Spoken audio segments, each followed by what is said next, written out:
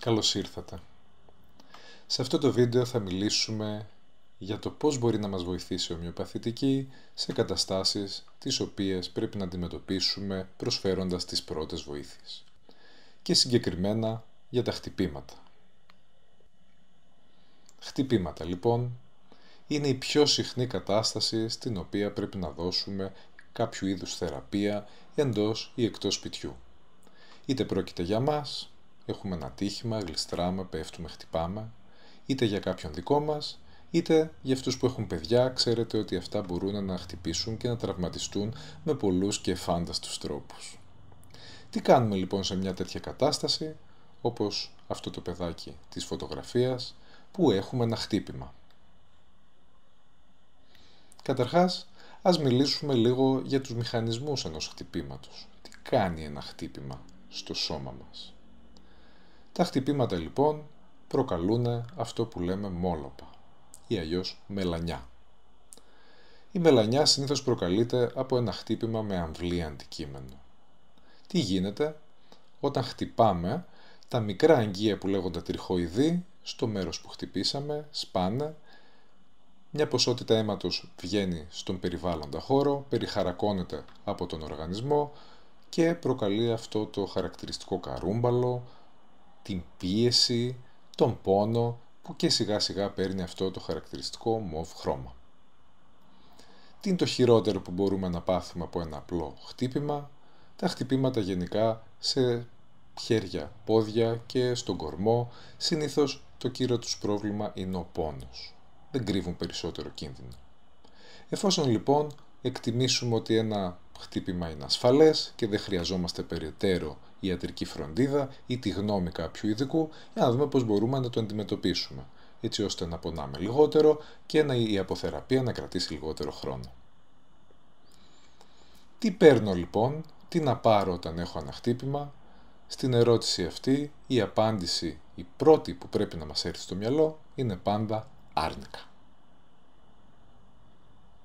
Άρνικα λοιπόν, αυτό το όμορφο λουλούδι που μοιάζει με μαργαρίτα, άρνικα μοντάνα η λατινική της ονομασία, αρνακής η ορεινή η ελληνική, είναι ένα λουλούδι που φυτρώνει στο μεγαλύτερο μέρος της κεντρικής Ευρώπης, δυστυχώς δεν φυτρώνει στη Βαλκανική Χερσόνησο και στη χώρα μας και χρησιμοποιείται από αρχαιοτά των χρόνων με διάφορους τρόπους και διάφορες μορφές στη θεραπεία τραυματισμών. Η άρνικα λοιπόν είναι η νούμερο 1 θεραπεία σε τραυματισμούς. Χρησιμοποιείται για τραυματισμούς στους οποίους υπάρχει εξαγγείωση αίματος, όπως η μελανιά. Είναι το ομοιοπαθητικό απειδηματικό αντιφλεγμονώδες, αν θέλετε. Χρησιμοποιείται για μόλοπες, για διαστρέμματα, για μυϊκές θλάσσεις και για διαφόρων ειδών τραυματισμούς. Τώρα, όταν κάποιος χτυπήσει, είναι δύσκολο να κάνει τη διάγνωση μεταξύ μόλοπα, διαστρέμματος ή θλάσσους. Δεν έχει σημασία όμως. Ο μηχανισμός του τραυματισμού είναι ίδιος, το σώμα το αντιλαμβάνεται σαν ίδιο, άρα και η θεραπεία θα είναι κοινή. Η άρνικα λοιπόν θεραπεύει όλες αυτές τις καταστάσεις. Ο τύπος του πόνου είναι χαρακτηριστικός. Είναι η αίσθηση σαν να με έχουν χτυπήσει, σαν να με έχουν δείρει. Και όντως αυτός είναι ο πόνος και αυτή είναι η αίσθηση που νιώθουμε όταν έχουμε μια μελανιά. Ότι κάτι είναι χτυπημένο, ότι έχει λίγο φουσκώσει σαν καρούμπαλο, ότι μας πιέζει και η αίσθηση αυτή του πόνου είναι χαρακτηριστική. Εκτός από χτυπήματα, άρνικα μπορούμε να χρησιμοποιήσουμε και όταν υπάρχει πόνος στους μυς μετά από υπερβολική χρήση.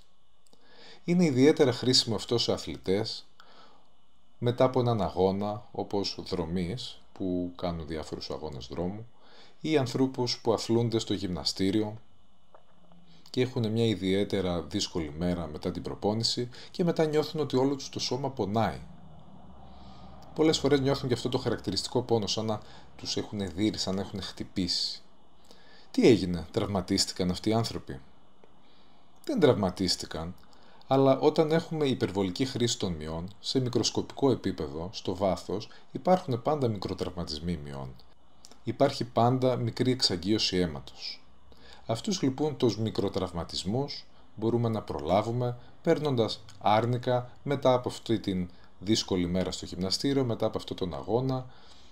Άμα κάποιος πάει στο βουνό και περπατήσει πολλή ώρα χωρίς να έχει γυμναστεί τις προηγούμενες εβδομάδες για να έχει αποκτήσει αντοχή, μετά από αυτές τις καταστάσεις η άρνικα βοηθάει πάρα πολύ έτσι ώστε να μην πονάμε την επόμενη μέρα και να μην είμαστε πιασμένοι για πολλές μέρες μετά. Να υπενθυμίσω εδώ ότι τα χτυπήματα στα οποία δίνουμε άρνικα είναι από αμβλή όργανο και όχι μετά από λύση της συνέχειας του δέρματος ή ανοιχτές πληγές. Δεν δίνουμε άρνικα όταν αιμορραγούμε. Δεν δίνουμε άρνικα σε κοψίματα. Σε αυτές τις καταστάσεις δίνουμε άλλα ομοιοπαθητικά φάρμακα, τα οποία θα πούμε κάποια άλλη στιγμή.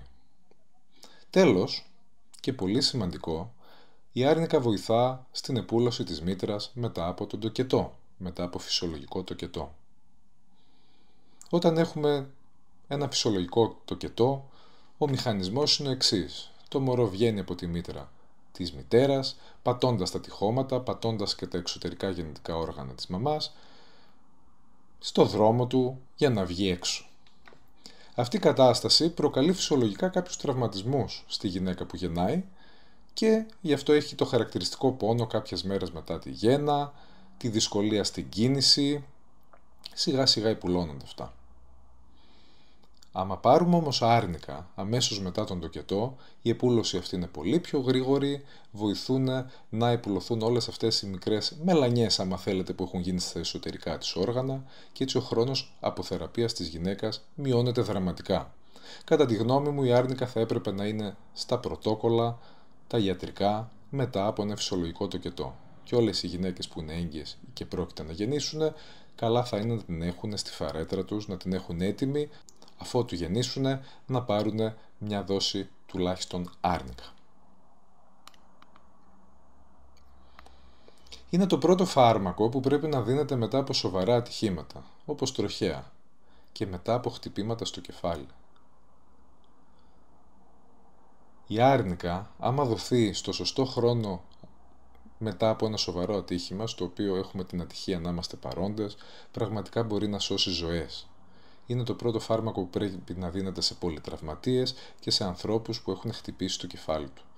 Βοηθά στο να υποχωρήσουν συμπτώματα διάσησης και εγκεφαλικού ειδήματος μετά από χτύπημα στο κεφάλι. Είναι το κύριο φάρμακο που γίνεται για εγκεφαλικές αιμορραγίες. Είτε αυτές είναι υπαραχνοειδείς, είτε είναι υποσκληρίδια αιματώματα. Σε αυτές τις περιπτώσεις λοιπόν, αν έχουμε άρνικα στο φαρμακείο μας πρώτων βοηθειών, πραγματικά μπορούμε να σώσουμε ζωές και να μειώσουμε την αποθεραπεία και την ποιότητα ζωής αυτών των ανθρώπων, να τη βοηθήσουμε πάρα πολύ. Σε γενικές γραμμές είναι το φάρμακο που δεν πρέπει να λείπει από κανένα φαρμακείο. Πάμε να δούμε σε τι μορφές υπάρχει και δίνεται αυτή η άρνικα. Υπάρχει άρνικα σε χάπι, είναι το κλασικό ομοιοπαθητικό φάρμακο άρνικα, που όπως όλα τα ομοιοπαθητικά φάρμακα υπάρχει σε διάφορες δυναμοποιήσεις. Οι πιο συχνές είναι 200 CH και 1 μη, χωρίς να σημαίνει ότι δεν υπάρχουν χαμηλότερες ή υψηλότερες δυναμοποιήσεις. Εκτός από χάπι όμως υπάρχει και η κρέμα άρνικα. Η κρέμα άρνικα δεν είναι ομοιοπαθητικό φάρμακο, είναι έλαιο άρνικας που έχει ενσωματωθεί σε κρέμα και το χρησιμοποιούμε τοπικά σε μελανιές, διαστρέμματα, πόνους στις αρθρώσεις και γενικά σε σημεία που πονάνε και έχουν πριστεί. Δρά επικουρικά με την άρνικα αποστόματος, αυτά τα δύο είναι αδερφάκια, δρούνε καλά μαζί. Όταν παίρνουμε άρνικα αποστόματος μπορούμε να βάζουμε τοπικά και κρέμα άρνικα στο συγκεκριμένο σημείο που πονάει. Πάμε λοιπόν να πούμε λίγο λεπτομερώς πώς να παίρνετε άρνικα άμα εσείς ή κάποιος δικός σας ή το παιδί σας χτυπήσουν και χρειαστούν αυτό το φάρμακο. Ξέρετε, όταν χτυπάμε, όταν είμαστε στον πανικό, πολλές φορές ξεχνάμε που έχουμε τα φάρμακα, τι ακριβώς πρέπει να κάνουμε, οπότε θα σας δώσω ένα πολύ απλό πρωτόκολλο, τυφλοσούρτη, έτσι ώστε όταν έχετε ένα ατύχημα να κάνετε ακριβώς αυτά. Παίρνουμε λοιπόν άρνικα 1 μη, παρένθεση, η άρνικα είναι από τα λίγα ομοιοπαθητικά φάρμακα που προτείνω να παίρνετε κατευθείαν σε υψηλή δυναμοποίηση 1 μη. Παίρνουμε λοιπόν μια δόση άρνικα 1 μη αμέσως μετά το χτύπημα, όσο πιο σύντομα γίνεται. Αν την έχουμε και δίπλα μας, τη δίνουμε κατευθείαν. και επαλήφουμε την περιοχή που πονά με κρέμα άρνικα 2 φορές τη μέρα. Για ένα απλό τραυματισμό αυτό είναι αρκετό για να υποχωρήσει γρήγορα ο πόνος και να γίνει πολύ πιο γρήγορα καλά το τραύμα. Για σοβαρότερες καταστάσεις, όταν έχουμε ένα πιο δυνατό τραύμα ή ο πόνος είναι πιο δυνατός, μπορούμε να συνεχίσουμε αυτήν τη θεραπεία με την άρνικα, δίνοντας άρνικα 1 μη 2-3 φορές τη μέρα, μέχρι να αρχίσουν να αποχωρούν τα συμπτώματα. Αυτό μπορεί να κρατήσει 2, 3, 4 μέρες, άντε και 5. Αυτά για την άρνικα. Θέλω να σας μείνει ότι η άρνικα είναι το νούμερο 1, το πιο χρήσιμο ομοιοπαθητικό φάρμακο όταν θέλουμε να δώσουμε πρώτες βοήθειες. Θεωρώ ότι δεν πρέπει να λείπει από κανένα φαρμακείο. Προμηθευτείτε άρνικα 1 μη και ένα σωληνάριο κρέμα άρνικο και έχετε τα εύκαιρα σε περίπτωση που θα σας χρησιμεύσουν, και πιστέψτε με, θα σας χρησιμεύσουν, θα σας κάνουν τη ζωή πιο εύκολη και θα έχετε μια καλύτερη ποιότητα ζωής, καθώς θα πονάτε λιγότερο εσείς και οι δικοί σας και θα έχετε γρηγορότερη αποθεραπεία. Αν θέλετε να μάθετε περισσότερα για το πώς χρησιμοποιούμε και πώς μας βοηθάει η ομοιοπαθητική σε επίγουσες καταστάσεις, μπορείτε να παρακολουθήσετε το σεμινάριό μου «Ομοιοπαθητική για πρώτες βοήθειες, ο φύλακας άγγελός», στο οποίο μιλάω εκτός από τους τραυματισμούς για τους οποίους είπαμε κάποια πράγματα σήμερα και για άλλες επίγουσες καταστάσεις όπως καψίματα, κοψίματα, αλλεργικές αντιδράσεις, ευνίδιο πυρετό, διάρρεια ταξιδιωτών και άλλες. Σας δίνω πρακτικές οδηγίες πρώτων βοηθειών, μιλάω για την ομοιοπαθητική θεραπεία αυτών των καταστάσεων, ποια ομοιοπαθητικά φάρμακα παίρνουμε και σε ποια δοσολογία και με ποιον τρόπο, και πολύ σημαντικό, μιλάω για το πώς στείνουμε και συντηρούμε το ομοιοπαθητικό φαρμακείο πρώτων βοηθειών, το οποίο μπορούμε να έχουμε μαζί μας, στο σπίτι ή και εκτός, σε κάποιο ταξίδι, έτσι ώστε να είμαστε προετοιμασμένοι να αντιμετωπίσουμε όποια επίγουσα κατάσταση προκύψει ανά πάσα στιγμή. Αυτά προς το παρόν, να είστε καλά.